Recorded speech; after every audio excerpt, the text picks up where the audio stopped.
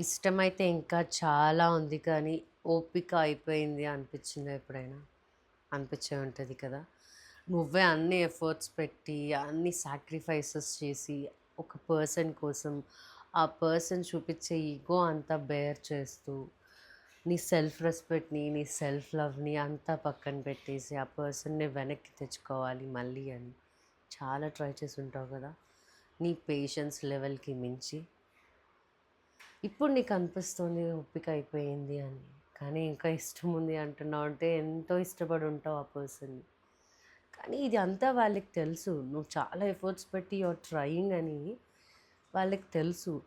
తెలిసి కూడా they are not even accepting that అది వాళ్ళు ఒప్పుకోవట్లేదంటే వాళ్ళకి నువ్వు ఒక ప్లే డోల్‌లా అయిపోయావు అనుకోవచ్చు కదా! సో, నీ పేషెన్స్ లెవెల్‌ని టెస్ట్ చేయటం అని కూడా అనలేం దాన్ని.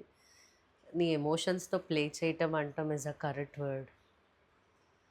సో, ఇది అంతా నీకు కూడా తెలుసు వాళ్ళు నీతో ఆడుకుంటున్నారు అని. నీ ఫీలింగ్స్‌తో ఆడుకుంటున్నారు, నీ ఎమోషన్స్‌తో ఆడుకుంటున్నారు అని.